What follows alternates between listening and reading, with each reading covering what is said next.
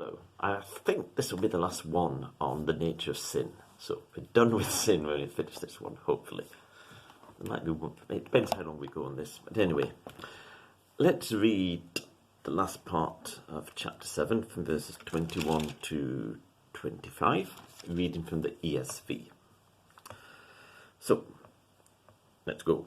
So I find it to be a law that when I want to do right, evil lies close at hand. For I delight in the law of God in my inner being, but I see in my members another law at work, waging war against the law of my mind, and making me captive to the law of sin that dwells within my members. Wretched man that I am! Who will deliver me from this body of death? Thanks be to God, through Jesus Christ our Lord. So then, I myself serve the law of God with my mind, but with my flesh I serve the law of sin. So what we've got here is Paul is kind of rounding up what's been in this chapter. That I find this to be a law that when I want to do right, evil's there, close at hand. That it's talking about an inner conflict between that none of us just want to do right.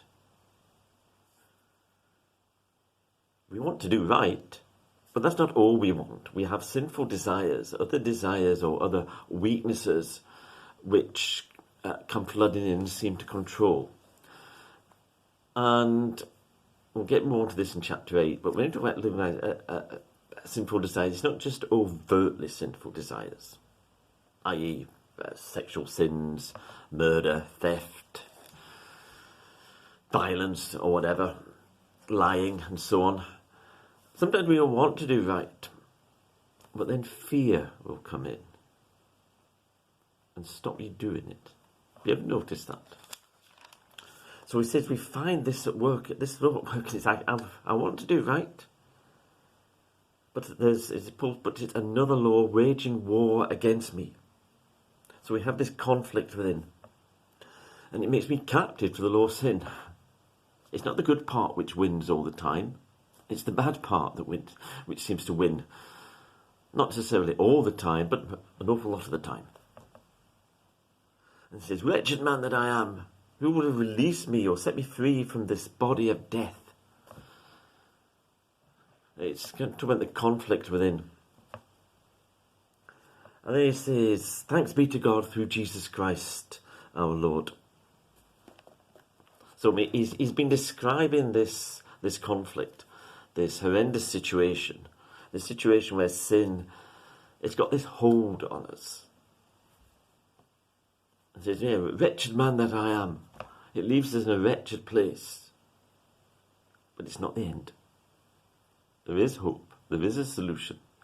That's what we're going to come on to in chapter 8. See, but here he summarises this and says, so then, I myself serve the law of God with my mind.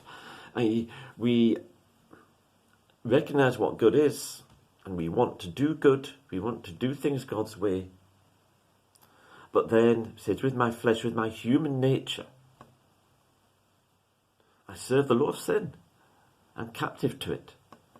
So is there any release from this captivity? And the answer is yes. So here we are. We're done with sin now. If only.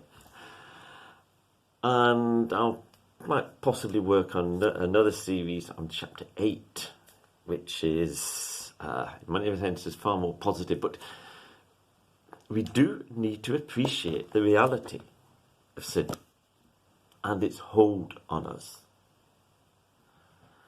You see, a lot of the world works on the principle that if only we try hard, if only we set ourselves the right goals, then we'll get there. Well, that's just complete bunk. Complete bunk. I mean, it doesn't work that way. We find it doesn't work from on a national level or international level. It doesn't work on a personal level. But there is a way that works. So hopefully on that hopeful note, here we are. Sin is done.